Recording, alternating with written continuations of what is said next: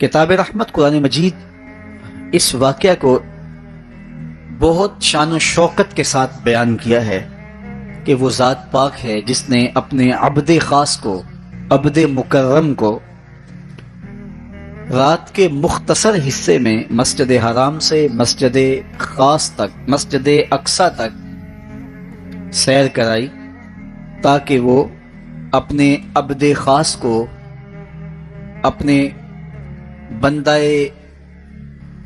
خاص کو اپنی قدرت کی نشانیاں دکھائے۔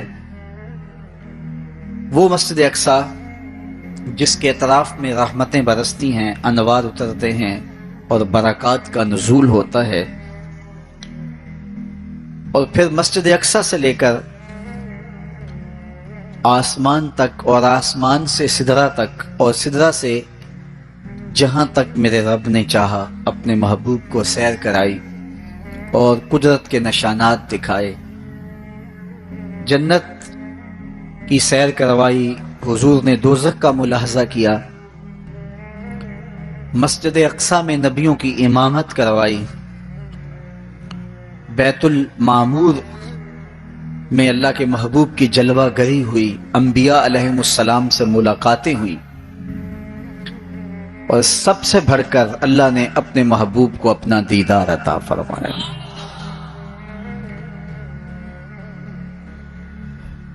اب اس سرعت کے ساتھ، جس تیزی کے ساتھ حضور علیہ السلام تشریف لے گئے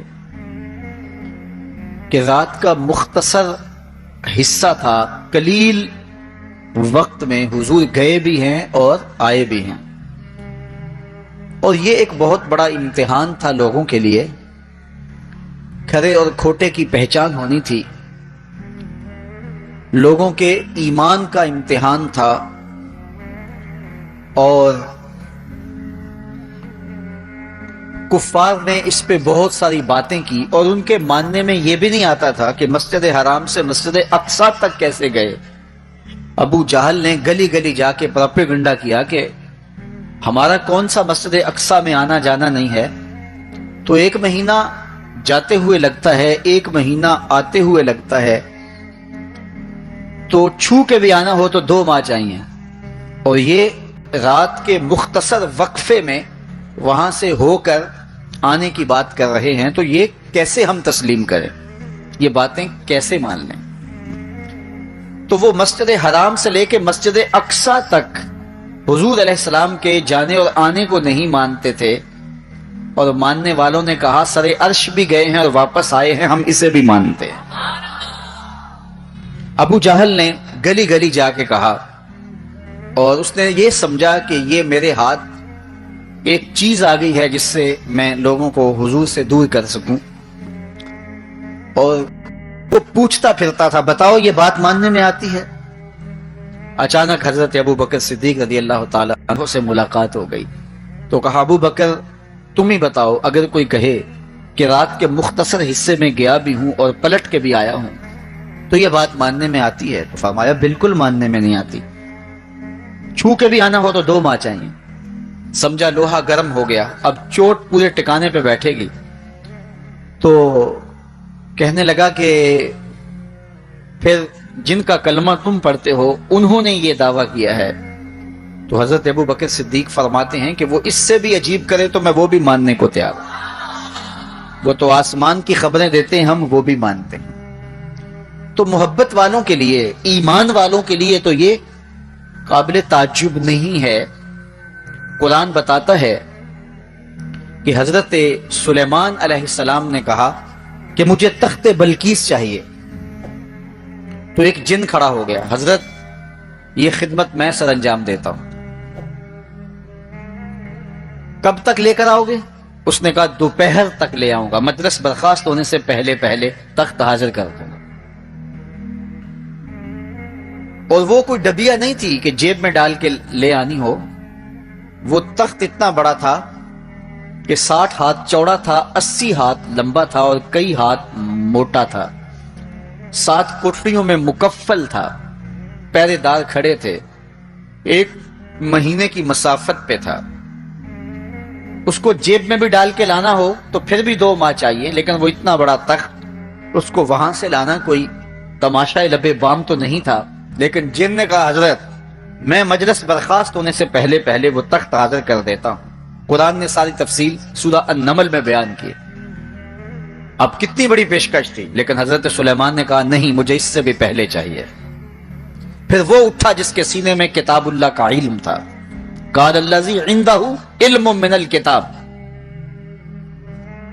مفسرین نے ان کا نام آصف بن برخیہ بتایا ہے، جو حضرت سلیمان کا صحابی تھا۔ اس نے کہا حضرت میں یہ سعادت اپنے ذمہ لینا چاہتا ہوں، آپ کو اگر جلدی چاہیے تو میں لے آتا ہوں۔ تو آپ نے فرمایا وہ تو دوپہر تک کا ٹائم دے رہا، بتاؤ تم کب لاؤ گے؟ تو وہ شخص جو زبور کا عالم تھا اور حضرت سلیمان علیہ السلام کا صحابی تھا، وہ بولا انا آتی کا بہی قبل ان یرتد الیک طرفک، حضور آپ آنکھ بعد میں جھپکیں گے، تخت پہلے حاضر ہوگا۔ اور حضرت سلیمان نے ابھی آنکھ جھپکی نہیں تھی، تخت سامنے پڑا ہوا تھا۔ بے ساختہ پکارا ھذا من فضل ربی، یہ میرے رب کا فضل ہے کہ جس نے میرے ماننے والے کو یہ روحانی طاقت اور توانائی نصیب کر دی۔ میں آپ سے کہتا ہوں کہ حضرت سلیمان کے امتی کی یہ شان ہے کہ 1 مہینے کی مسافت پر پڑا ہوا تخت آنکھ جھپکنے سے پہلے حاضر کر دیتا ہے، اور خود سلیمان مقتدی بن کے مسجد اقصی میں جس امام کے پیچھے کھڑے ہوں، اس امام کی شان کا عالم کیا ہوگا، ان کی رفعتوں کا عالم کیا ہوگا۔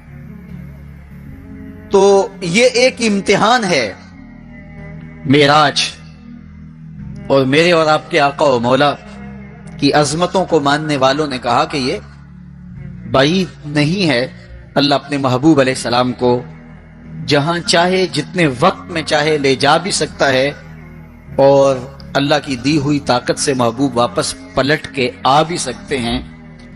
لوگوں نے یہ کہا کہ جسم اتنی سرعت کے ساتھ اگر محو سفر ہو تو تحلیل ہو جائے، تو میاں تخت سلیمان تحلیل نہیں ہوا، اور یہ حضرت سلیمان کے مقتدی کی تخت بلقیس جو ہے وہ تحلیل نہیں ہوا، اور یہ حضرت سلیمان کے مقتدی کی روحانی قوتوں کا کرشمہ ہے۔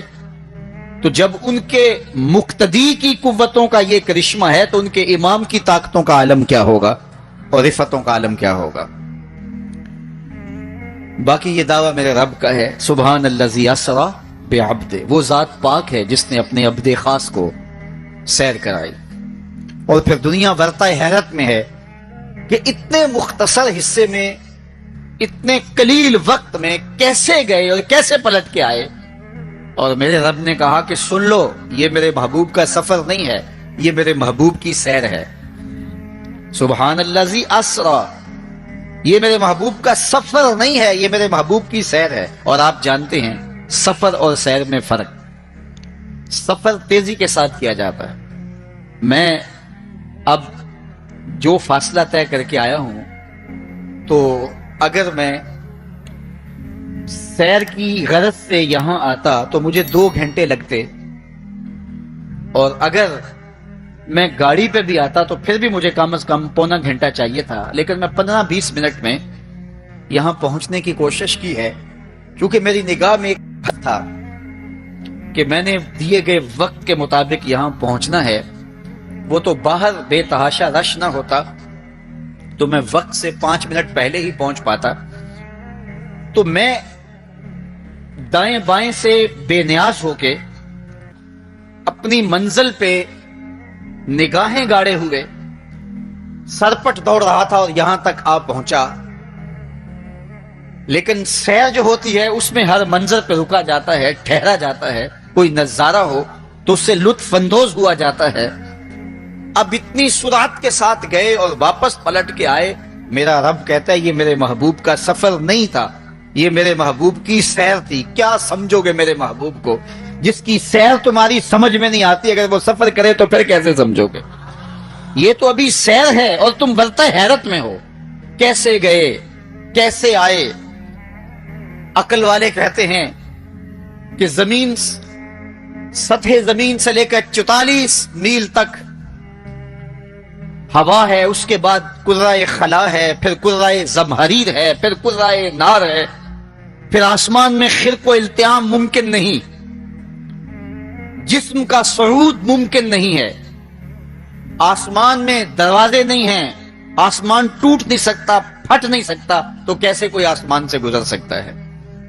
تو کیسے چلے گئے؟ ہم کہتے ہیں کہ حضرت آدم ماں حضرت حوا کے کیسے آئے؟ یہ رکاوٹیں ان کے راستے میں بھی تو تھیں۔ حضرت عیسیٰ علیہ السلام کے بارے میں ہمارا عقیدہ ہے کہ وہ پھانسی نہیں دیے گئے، سولی نہیں چڑھائے گئے، بلکہ اللہ نے ان کو آسمان پہ اٹھا لیا۔ تو یہ رکاوٹیں تو ان کے راستے میں بھی آئی ہوں گی، تو وہ کیسے چلے گئے؟ جب حضرت عیسیٰ جا سکتے ہیں، حضرت آدم آ سکتے ہیں، تو میرا نبی جا بھی سکتا ہے، میرا نبی آ بھی سکتا ہے۔ فرق یہ ہے ابھی تک جو گیا ہے پلٹ کے آیا نہیں، جو آیا ہے ابھی تک پلٹ کے گیا نہیں۔ میرے نبی گئے بھی ہیں، میرے نبی آئے بھی۔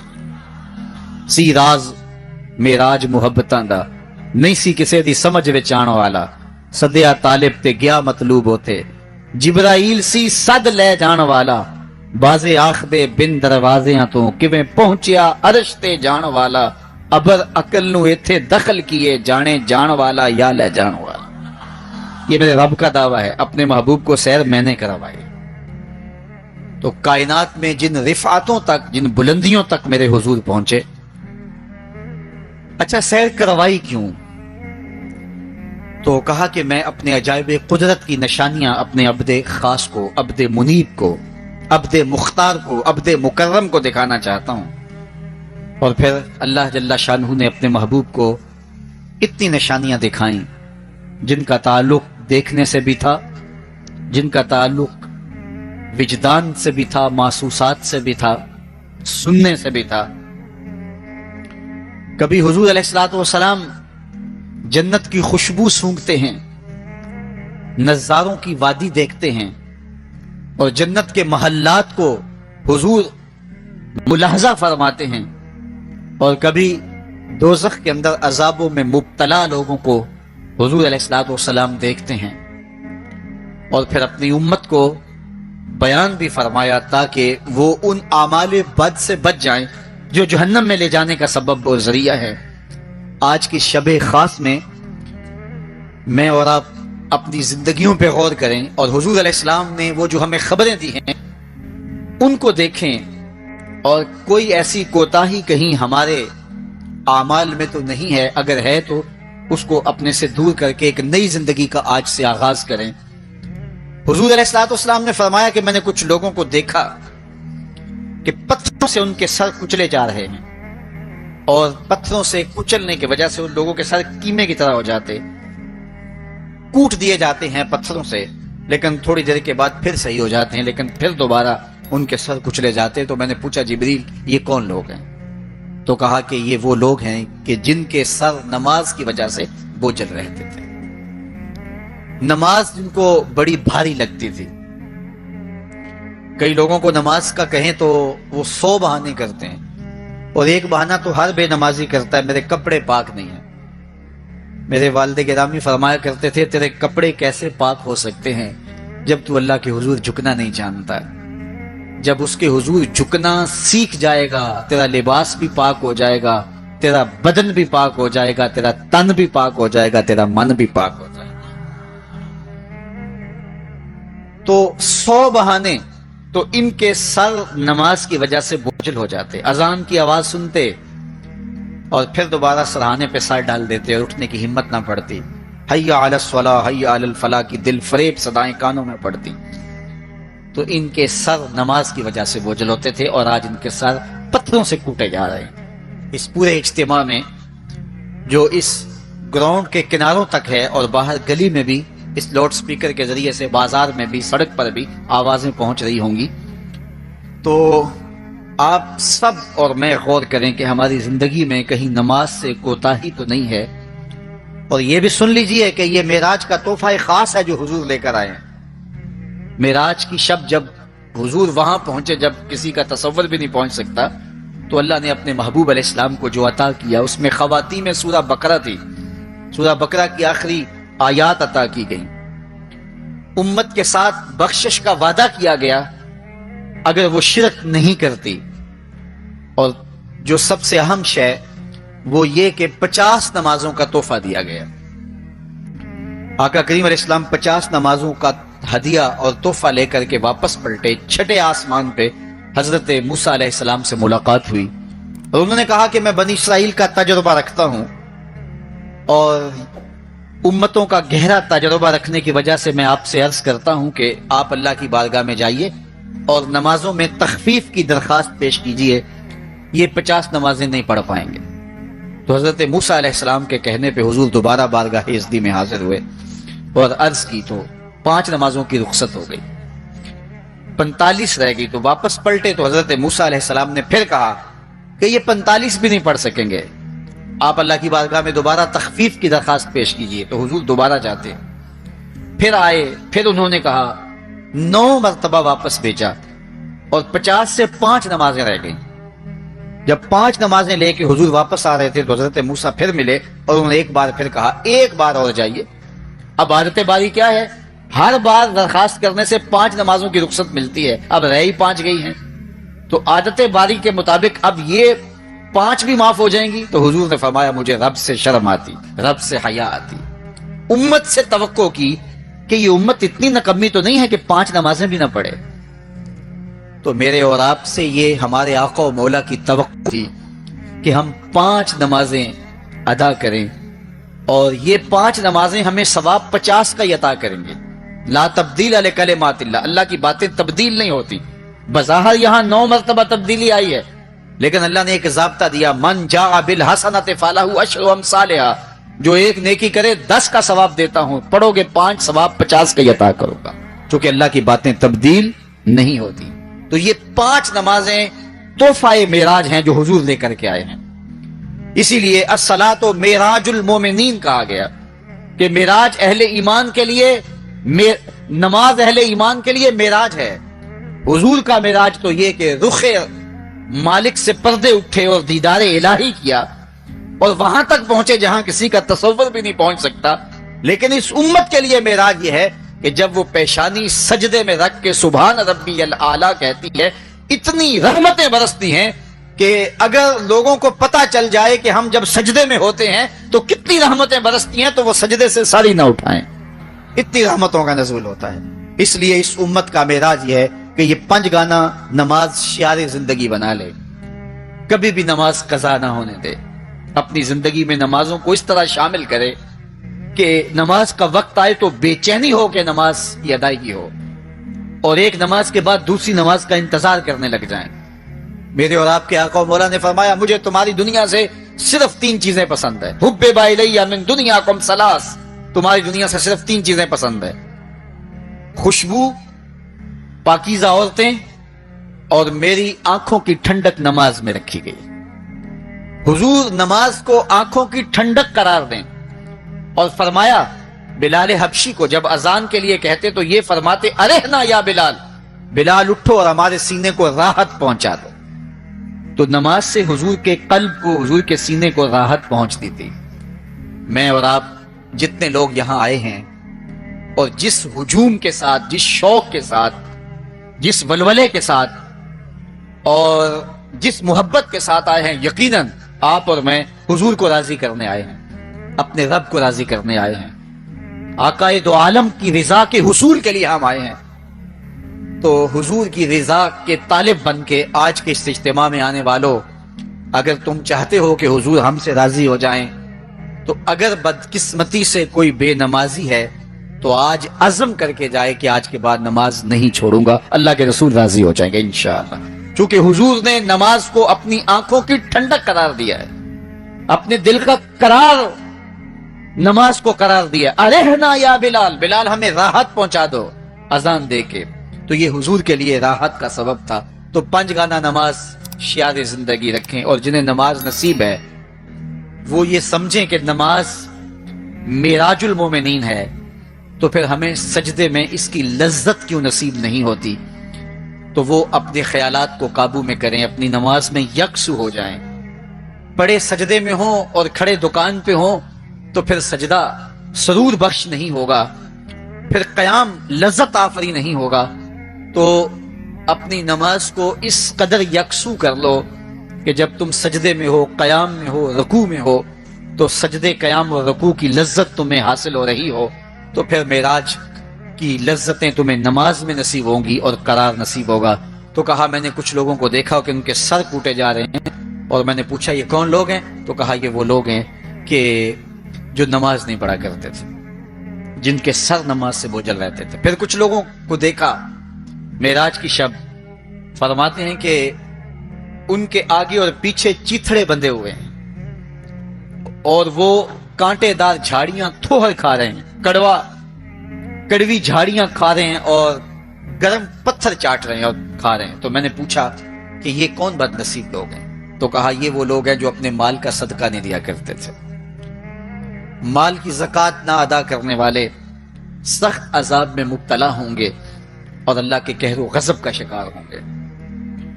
اور پھر فرمایا میں نے ایسے لوگوں کو بھی دیکھا کہ جن کے سامنے انواع و اقسام کے کھانے پڑے ہوئے ہیں، ہنڈیا کے اندر اچھے تازہ اور خوشبودار ماکولات موجود ہیں، لیکن وہ ان کو نہیں لے رہے، بلکہ بدبودار سڑا ہوا گوشت کہیں پڑا ہے اور وہ اس کو اٹھا کے کھا رہے ہیں۔ تو مجھے حیرت ہوئی، تو میں نے جبریل سے پوچھا کہ یہ کون بد نصیب لوگ ہیں کہ ان کے سامنے بھنا ہوا تازہ گوشت موجود ہے، خوشبودار گوشت موجود ہے، لیکن یہ اس بدبودار اور متعفن میں ہاتھ مار رہے ہیں۔ تو کہا یہ آپ کی امت کے وہ بد نصیب لوگ ہیں کہ جن کو پاک طاہر اور پاکیزہ بیویاں میسر تھیں، لیکن اس کے باوجود وہ ناپاک عورتوں کے بستروں پہ راتیں بسر کرتے تھے۔ دور موجود کے اندر برائی اور بدی تیزی کے ساتھ پھیلتی چلی جا رہی ہے، اور جدید ذرائع ابلاغ نے، جس میں سوشل میڈیا پیش ہے، آنکھوں سے حیا تو چھین ہی لیا ہے، خیالوں کی پاکیزگی تو چھین ہی لی ہے، عصمت کے جوہر پر اتنی تیزی سے یہ آلات حملہ آور ہیں کہ اپنی نئی نسلوں کو بچانا اور ان کی حفاظت کرنا بہت ضروری ہو گیا ہے۔ میری اور آپ کی ذمہ داری ہے کہ ہم اپنی اولادوں پر گہری نظر رکھیں اور ان کی حفاظت کریں، چونکہ اگر عصمت کا جوہر محفوظ نہ رہا تو پھر پلے کچھ بھی نہیں رہا، اگر آبرو سلامت نہیں رہی تو پھر پلے کچھ بھی نہیں رہا۔ قیامت کے دن ان لوگوں کو اس صورت کے اندر لایا جائے گا کہ وہ یہ غلیظ کھانے کھا رہے ہوں گے، اور ذلت اور رسوائی کی وہ زندگی ان کو سہنا پڑے گی، اور اللہ کے قہر و غضب کا شکار ہونا پڑے گا۔ اپنی خلوت کو اور اپنی جلوت کو پاکیزہ رکھنے کی کوشش کرو، اور اللہ کی رضا اپنا مقصود زندگی بنا لو۔ وہ آنکھ جو غیر محرم کو شہوت کی نظر سے دیکھتی ہے، قیامت کے دن جہنم کی آگ سے بھر دی جائے۔ اپنے خیالوں کو بھی پاکیزہ کرو، اپنی سوچوں کو بھی پاکیزہ کرو، اور اپنی زندگی کی ایک ایک ساعت کو اپنے مالک کے حضور پیش کرو، اور اللہ سے توفیق مانگو خیر کی اور برکت اور رحمت کی۔ جب انسان کی نگاہ پاک نہیں رہتی تو خیال پراگندہ ہوتے ہیں، خیالات کی ناپاکیزگی اس کی عصمت کے جوہر پہ حملہ آور ہوتی ہے، اور شیطان کے لیے یہ بڑی خوشی کی بات ہے کہ کوئی نوجوان اپنی عصمت اور اپنی آبرو کو داؤ پہ لگا دے۔ تو دور موجود کے اندر یہ فتنہ تیزی کے ساتھ بڑھتا چلا جا رہا ہے، اس میں ہماری معاشرت کی ناہمواریاں اور جدید ذرائع ابلاغ اور قرب قیامت کی وجہ سے فتنوں کا آسمان سے بارش کی طرح برسنا ہے، لیکن جو اپنے آپ کو بچا لے وہی سرخرو ہوگا، جو نہیں بچا پائے گا وہ اپنی دنیا اور آخرت برباد کر لے گا۔ اللہ کے محبوب نے ارشاد فرمایا کہ میں نے کچھ لوگوں کو دیکھا کہ ان کی زبانیں لوہے کی کینچیوں سے کاٹی جا رہی ہیں، آگ کی کینچیوں سے کاٹی جا رہی ہیں۔ دو روایات ہیں، لوہے کی کینچیوں سے اور آگ کی کینچیوں سے۔ تو میں نے پوچھا جبریل یہ کون لوگ ہیں؟ تو کہا حضور یہ آپ کی امت کے فتنہ پرور خطیب ہیں، جو کہا کرتے تھے ان کا اپنا وہ عمل نہیں ہوا کرتا تھا۔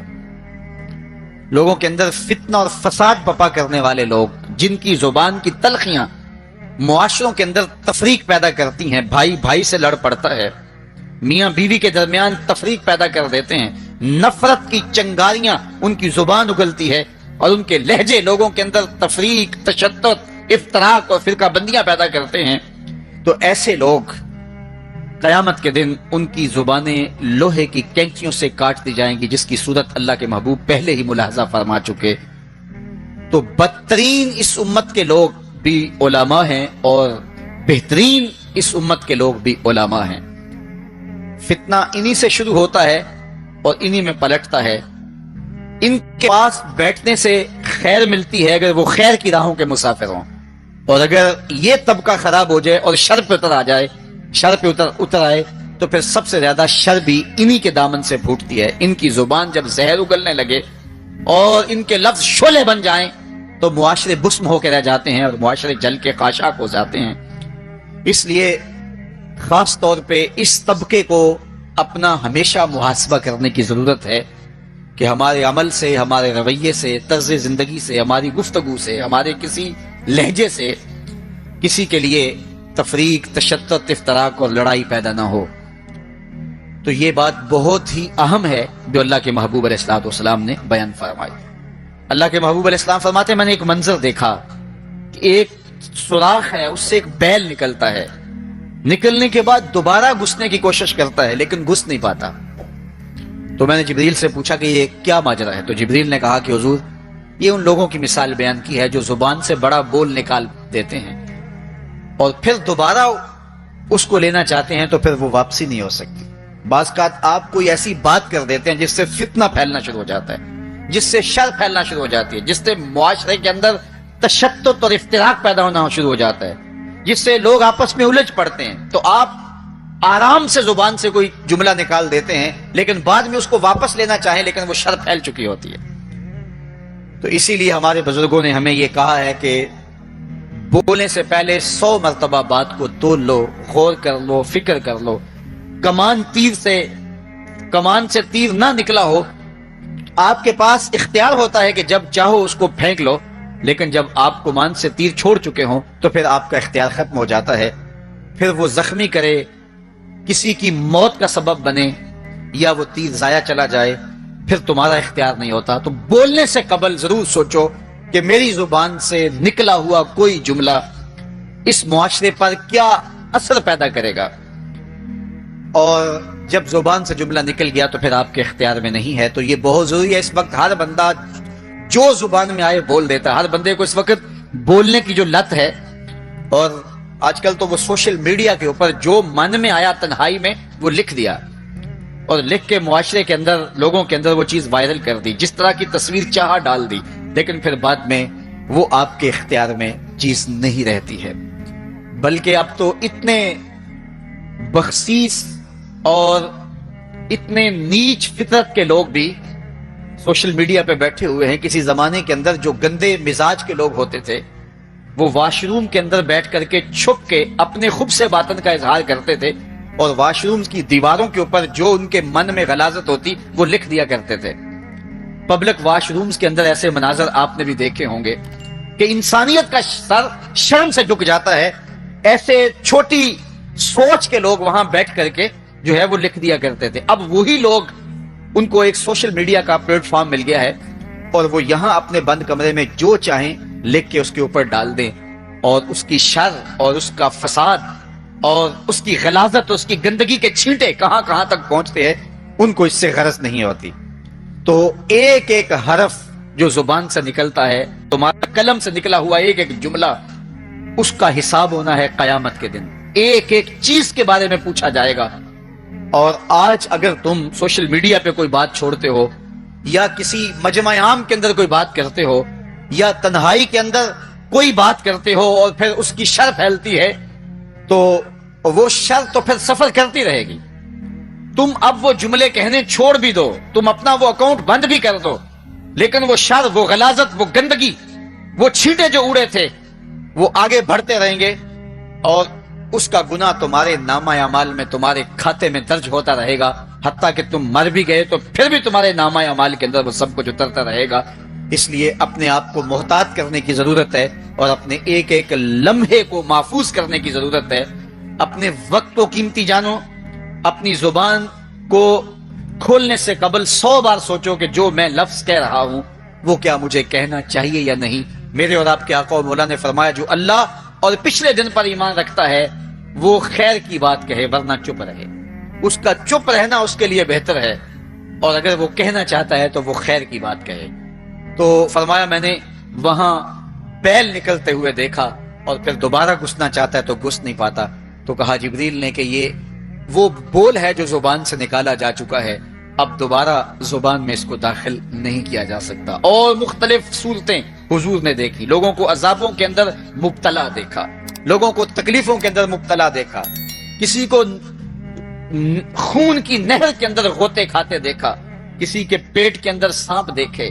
اور جبریل سے پوچھا تو جبریل نے عرض کی یا رسول اللہ یہ سود خور ہے، یا رسول اللہ یہ حرام کھانے والا ہے، یہ فلاں جرم کا مرتکب شخص ہے. تو وہ صورتیں حضور علیہ السلام کو دکھائی گئی اور وہ مناظر حضور کو دکھائے گئے. اور دوسری جانب جنت میں حضور نے ان خوش نصیب لوگوں کو بھی دیکھا کہ جن کی نیکیوں کی وجہ سے وہ اللہ کی رحمتوں کے حصار میں ہیں. ایک شخص کو دیکھا جو نور عرش میں ڈوبا ہوا ہے اور وہ نور ہی نور میں ہے. اللہ اکبر. تو جبریل سے حضور نے پوچھا یہ کون شخص ہے؟ تو جبریل امین نے اس کی 3 خوبیاں بیان کی. ان میں سے ایک خوبی یہ تھی کہ وہ اپنے والدین کا فرما بردار. حضور علیہ الصلوۃ والسلام نے معراج کی شب بہت نظارے دیکھے، جنت دوزخ کو مشاہدہ کیا. حضور نے انبیاء علیہ السلام سے ملاقاتیں کی. پہلے آسمان پہ حضور علیہ الصلوۃ والسلام نے حضرت آدم علیہ السلام کو دیکھا، دوسرے آسمان پہ دیگر حتیٰ کہ 7ویں آسمان تک مختلف نبیوں کو دیکھا. اور پھر اس کے بعد حضور علیہ الصلوۃ والسلام 7 آسمانوں سے گزرتے ہوئے جب سدرۃ المنتہا پہ پہنچے تو جبریل امین نے کہا کہ حضور اب اس سے آگے میں نہیں جا سکتا. اللہ اکبر. پھر سبز نوری تخت آیا جس پہ حضور جلوہ فراز ہوئے. رف نامی اس تخت پہ حضور بیٹھے. پھر حضور وہاں تک پہنچے جہاں کسی کا خیال بھی نہیں پہنچ سکتا. خرد سے کہہ دو کہ سر جھکا لے، گماں سے گزرے گزرنے والے، یہاں خود پڑے ہیں جہت کو لالے. کوئی کیا بتائے کدھر گئے تھے، سراغ عین و متا کہاں تھا، نشان کیف و الا کہاں تھا. نہ کوئی ساتھی نہ کوئی راہی، نہ سنگ منزل نہ مرحلے تھے. کمان امکان کے جھوٹے نکتوں تم اول آخر کے پھیر میں ہو. محیط کی چال سے پوچھو کدھر سے آئے کدھر گئے تھے. کوئی حد ہے ان کے عروج کی، بلغل علاب کمالے. حضور علیہ الصلوۃ والسلام فرماتے رأیت ربی فی احسن صورہ. اللہ اکبر. سب سے بڑی دولت جو حضور نے ملاحظہ کی، سب سے بڑا نور جو حضور نے دیکھا، سب سے بڑی قدرت کی نشانی جو حضور نے دیکھی، وہ یہ تھا کہ حضور نے سر کی آنکھوں سے اپنے رب کا دیدار کیا. نور ہی نور، اجالے ہی اجالے، روشنیاں ہی روشنیاں. اللہ اکبر. خود بلایا محبوب کو اور اپنا جلوہ دکھایا. ایک کوہ طور پہ خود چل کے جاتے ہیں، رب ارنی انظر الیک، مالک میں تجھے دیکھنا چاہتا ہوں. تو جواب کیا ملتا ہے؟ لن ترانی، اے موسیٰ تم مجھے نہیں دیکھ سکتے. اور ایک ام ہانی کے گھر لیٹے ہیں اور چادر اوڑھ کے استراحت کر رہے ہیں. جبریل جا کے حاضر ہو کے عرض گزار ہوتے ہیں ان اللہ اشتاق الی لقائک یا رسول اللہ. محبوب آپ لیٹے ہو، آپ کا رب آپ کا دیدار کرنا چاہ رہا ہے. تبارک اللہ، شان تیری، تجھی کو زیبا ہے بے نیازی. کہیں پہ وہ جوش لن ترانی، کہیں تقاضے وصال کے تھے. ایک کوہ طور پہ خود چل کے جاتا ہے اور دیدار کی طلب کرتا ہے، مالک میں تجھے دیکھنا چاہتا ہوں. جواب کیا ملتا ہے؟ لن ترانی، اے موسیٰ تم نہیں دیکھ سکتے. پہم اسرار ہوتا ہے بار بار، یا اللہ میں تجھے دیکھنا چاہتا ہوں. علماء نے لکھا جب یہ کہہ دیا گیا تم نہیں دیکھ سکتے تو پھر تقاضا کیوں تھا؟ کہا اس لیے کہ رب کا کلام سنا تھا، اس لیے تڑپ تھی. جس کے کلام میں اتنا لطف ہے، دیدار کا مزہ کیا ہوگا. تو کہا تھا مالک میں تجھے دیکھنا چاہتا ہوں. اچھا اگر مجھے دیکھنا چاہتے انظر الی الجبل، اس پہاڑ کو دیکھو، اگر یہ اپنی جگہ پہ کھڑا رہا تو تم مجھے دیکھ لو گے. اللہ نے اپنی رویت کو استقرار جبل کے ساتھ معلق کر دیا. علامہ سعد الدین تفتازانی علیہ رحمہ نے شرح قائد نسبیہ میں اس پہ گفتگو کی ہے کہ ممکن کے ساتھ معلق بھی ممکن ہوتا ہے. گویا اللہ کا دیدار ممکن ہے. تو اللہ تعالیٰ جل شانہ نے کہا کہ اس پہاڑ کو دیکھو، یہ اگر اپنی جگہ ٹھہرا رہا تو تم مجھے دیکھ لو گے. یہ الگ بات ہے کہ وہ پہاڑ ٹھہر نہ سکا، اللہ کے جلووں کی تاب نہ لا سکا. اللہ تعالیٰ نے اس پہاڑ پہ جب اپنی تجلی کا نزول کیا، اور وہ بھی تجلی ذاتی نہیں تھی، تجلی صفاتی، اور اس کا بھی عکس، پرتو، ذل اور سایہ اس پہاڑ پہ ڈالا، اور پہاڑ اس جلوے کی تاب نہیں لا سکا. طور جلنے لگا، خرّ موسیٰ سائقہ قرآن بتاتا ہے. حضرت موسیٰ علیہ السلام بھی بے ہوشی کی کیفیت میں زمین پر تشریف فرما ہو گئے. اللہ اکبر. اس کے بعد جب ہوش میں آئے تو حضرت موسیٰ اللہ کی بارگاہ میں عرض گزار ہے، مالک میں تیرے حضور توبہ کرتا ہوں، میں نے تقاضا ہی کیوں کیا. اللہ اکبر. جلووں کی تاب نہیں لا سکے، اور وہ تجلی ذاتی بھی نہیں تھی، تجلی صفاتی تھی، اور وہ بھی تجلی صفاتی کا عکس تھا، سایہ تھا، اور وہ بھی پہاڑ پہ پڑا. پہاڑ سے منعکس ہو کے حضرت موسیٰ علیہ السلام پہ آیا، لیکن تاب نہیں لا سکے. لیکن اللہ کے دیدار کا سرما تو آنکھوں میں لگ گیا تھا، ایک جھلک تو پڑی تھی. امام حلبی نے لکھا ہے کہ اس کے بعد حضرت موسیٰ کی نگاہوں کا عالم یہ تھا کہ کالی رات کے اندھیرے میں کالے پتھر پر کالے رنگ کی چیونٹی کو 9 فراسخ دور سے، ایک فرسخ 3 میل کا ہوتا ہے، 27 میل دور سے، تقریباً 50 کلومیٹر دور سے کالے رنگ کی چیونٹی کو کالے پتھر پر کالی رات کے اندھیرے میں چلتا ہوا دیکھ بھی لیتے تھے، اس کے قدموں کی آہٹ کو سن بھی لیتے تھے.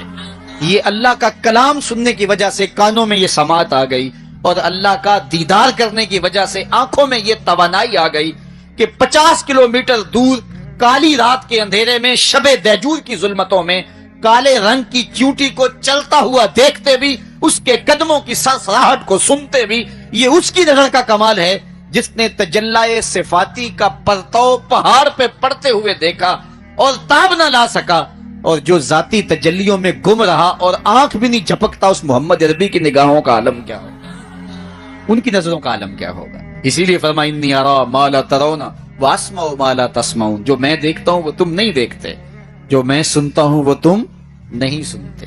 تو تجلی صفاتی کا پرتو پڑا ہو تو نظر اتنی تیز ہو جائے، اور تجلی ذاتی کا عکس جس نے دیکھا، تجلی ذاتی کے جلووں میں جو گم رہا ہو، تو اس کی نگاہوں کا عالم کیا ہے. اللہ اکبر. یہاں تو خضر موسیٰ سائقہ ہے، وہاں کیا ما زاغ البصر وما طغى. آنکھ نہ ہی تو چندھیائی اور نہ حد ادب سے متجاوز ہوئی. کیسی آنکھ ہے، جب جلوائے محبوب دیکھا تو آنکھ چندھیائی بھی نہیں.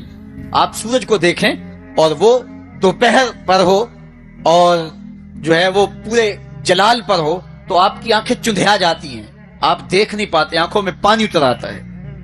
اب یہ آنکھیں کیسی تھیں کہ جب جلوائے جمال خدا دیکھا تو خدا کہہ رہا ہے، رب کہہ رہا ہے ما زاغ البصر. کیسی آنکھیں ہیں کہ جو چندھیائی نہیں ہیں، وما طغى، اور حد ادب سے متجاوز بھی نہیں ہوئی ہیں. دنیا پر ایسا ہوتا ہے، کسی منظر کو کوئی نظر دیکھے تو نظر منظر کی تعریف کرتی ہے نا، کوئی نظارہ دیکھے تو ناظر تعریف کرتا ہے نا، واہ واہ کیسا نظارہ تھا، کیسا منظر تھا.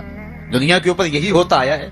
لوگ جاتے ہیں گلزاروں کو، پہاڑوں کو، کوساروں کو، وادیوں کو دیکھنے کے لیے، تو واپس پلٹتے ہیں تو کہتے ہیں کیا منظر تھا یار. پہاڑوں پہ جمی ہوئی برف، پھوٹتے جھرنے، بہتی ندیاں، کیا منظر تھا، کیا خوبصورت درخت تھے، اور درختوں کے اوپر کیا قدرت کے جمال کے رنگ تھے. اقبال بھی ایک منظر دیکھ کر آئے تو واپس کسی نے پوچھا کیا دیکھا وہاں، تو انہوں نے کہا من خدا را آنجا دیدم بے حجاب. میں نے اس کے جلوے وہاں بے نقاب دیکھے. تو جب کوئی ناظر کسی منظر کو دیکھتا ہے تو ناظر منظر کی تعریف کرتا ہے کہ واہ واہ کیسا منظر تھا، آنکھوں سے ہٹتا ہی نہیں ہے. یہ پہلی مرتبہ دنیا میں ایسا ہوا کہ ناظر نے منظر کو دیکھا تو منظر کہنے لگا واہ کیسی آنکھ ہے جو نہ چندھیاتی ہے نہ حد ادب سے گزرتی. یہ پہلی بار ایسا ہوا. ما زاغ البصر وما طغى. تو محبوب کریم نے، اللہ اکبر، اگر یہ کہا جائے کہ حضور کی روح نے معراج کیا تھا، یہ خواب دیکھی تھی، تو یہ آیت اس کی دلیل ہے کہ جب خواب دیکھی جاتی ہے تو یہ آنکھیں بند ہوتی ہیں. خواب خیال سے دیکھی جاتی ہے، وہ ایک خیال ہے جو پرواز کرتا ہے، اس کا تعلق دماغ سے ہوتا ہے. اور اگر روح کا دیکھنا ہو تو وہ روح بھی آنکھوں سے نہیں دیکھتی، ان آنکھوں سے، اس کی روح کی اپنی آنکھیں ہیں. تو جب آنکھوں کا ذکر کیا کہ آنکھ چندھیائی نہیں اور حد ادب گزری نہیں، تو محبوب پتا چلا کہ جو جلوہ دیکھا تھا وہ خواب میں نہیں دیکھا تھا، وہ اس آنکھ نے دیکھا تھا. جو جلوہ دیکھا تھا وہ آنکھ نے دیکھا تھا. اسی لیے تو بات آنکھ پہ ہو رہی ہے. ما زاغ البصر وما طغى. آنکھ چندھیائی نہیں، حد ادب سے گزری نہیں، تو معلوم ہوا کہ جو دیکھا تھا وہ آنکھ نے دیکھا ہے، اسی لیے تو آنکھ کی بات ہو رہی ہے. اور پھر ایک اور بات سنو، آگے نے دل سے پوچھا کہ یہ وہی ہے؟ کیونکہ دل میں تو وہ پہلے ہی رہتا تھا، دل میں تو بسیرے پہلے ہی تھے، دل میں تو پہلے ہی تھے۔ دیکھو کسی نے کسی کو نہ دیکھا ہو اور وہ کسی کے ساتھ اس کو دیکھنے جائے، تو جس کے ساتھ وہ دیکھنے گیا اس نے دیکھا ہو تو اس کو لگے کہ یہ وہی ہے، تو وہ اس سے پوچھتا ہے جناب یہ وہی ہے؟ تو اس نے دیکھا ہو تو وہ تصدیق کر دیتا، اور اگر اس نے بھی نہ دیکھا ہو تو پھر اسے کوئی پوچھتا بھی نہیں، چونکہ ہم بھئی ایک جیسے ہیں، تم نے بھی نہیں دیکھا میں نے بھی نہیں دیکھا۔ تو جب کسی نے پہلے دیکھا ہوا ہو تو پھر دوسرا اس کو پوچھتا ہے ہاں وہی ہے، وہ کہتا ہے ہاں ہاں وہی ہے، اور وہ یہ تب کہہ سکتا ہے کہ اس نے پہلے دیکھا ہو جب جمال الہی کو نگاہ مصطفیٰ نے دیکھا، تو نگاہ نے دل سے پوچھا یہ وہی ہے؟ یہ وہی ہے جو دل میں درد بن کے رہتا ہے؟ یہ وہی ہے؟ ما کذب الفؤاد ما رہا، قرآن بتاتا ہے جب آنکھ نے پوچھا نا دل سے، تو دل نے تکذیب نہیں کی، دل نے کہا ہاں یہ وہی ہے۔ اب یہاں ایک جملہ کہتا ہوں اور میری تقریر یہاں اختتام کو بھی پہنچ جائے گی، تو یہ آپ کے لیے کافی قوی غذا ہوگی اور روح کو سرشار رکھے گی، اور وہ یہ کہ جو دل میں رہتا ہو وہ آنکھوں کے سامنے آئے، اسے تو معراج کہتے ہیں۔ جو دل میں بستا ہو وہ آنکھوں کے سامنے آ جائے، اسے ہی تو معراج کہتے ہیں۔ اس لیے دل نے تو پہلے ہی دیکھا تھا، دل میں تو وہ پہلے ہی رہتا تھا، آج شب جو ہے وہ آنکھ نے دیکھا، تو آنکھ جو ہے وہ تڑپ کے دل سے پوچھتی ہے وہی ہے؟ اللہ اکبر۔ تو پھر آنکھ نے جب پوچھا تو دل نے ما کذب الفؤاد، دل نے تکذیب نہیں کی بلکہ دل نے تصدیق کی۔ اللہ اکبر۔ قرآن کہتا ہے افتمارونہ علی ما یری، تم بحث کر رہے ہو، لڑ رہے ہو، الجھ رہے ہو آپس میں اس پر کہ جو اس نے دیکھا، تم دیکھنے پہ الجھ رہے ہو۔ وَلَقَدْ رَآهُ نَزْلَةً أُخْرَى، جو پھر اس نے 2 بار دیکھا۔ تم ایک بار کی بات کر رہے ہو، اس نے 2 بار دیکھا۔ اللہ اکبر۔ ما کذب الفؤاد ما رأى، آنکھ کیسی ہے؟ حد ادب سے آگے نہیں گزرتی، چندیاتی بھی نہیں ہے، بات ساری آنکھ کی ہو رہی ہے، تو پھر بات خواب کی کہاں آ گئی؟ آنکھ کی بات ہو رہی ہے، آنکھ ہی دل سے پوچھ رہی ہے، تو بار بار آنکھ کی بات ہو رہی ہے، آنکھ نے دیکھا، آنکھ نے دیکھا۔ اچھا صرف دیکھا ہی کوئی بات نہیں ہوئی؟ اللہ اکبر۔ صرف دیکھا ہی کوئی بات نہیں ہوئی؟ قرآن سے پوچھتے ہیں، سورہ نجم اٹھاتے ہیں، فَأَوْحَى إِلَىٰ عَبْدِهِ مَا أَوْحَىٰ، کہاں باتیں بھی ہوئی تھی۔ اللہ اکبر۔ اب ساری توجہ ادھر ہوگی، کیا بات ہوئی؟ اعلامیہ کیا جاری ہوا؟ یہ مرکزی نقطہ ہے نا، ملاقات ہوئی ہے، اب کان کھڑے ہو گئے، پھر کوئی بات بھی ہوئی، جواب ہے ہاں ہوئی۔ فَأَوْحَىٰ، ہاں بات ہوئی، فَأَوْحَىٰ إِلَىٰ عَبْدِهِ، اس نے اپنے بندے سے کوئی بات کی۔ اب سماعتیں رک گئیں، سانسیں بھی رک گئیں، اب سنیں تو صحیح کیا بات ہوئی، اب سنو کیا بات ہوئی۔ اور اس بات پہ بات ہی ختم ہے۔ کیا لفظ ہیں اور کیا قرآن کا اسلوب ہے، قرآن تو واقعی اللہ کا کلام ہے۔ پھر ذرا سنیے ذرا کیا منظر ہے، لطف کیا ہے کہ ملاقات ہوئی، ملاقات کو قرآن بیان کر رہا ہے، آنکھ جھپکی نہیں ہے، بات قرآن بتا رہا ہے، آنکھ نہ جھپکی ہے نہ حد ادب سے آگے گزری ہے۔ یہاں ایک اور بات عرض کرنا چاہوں گا،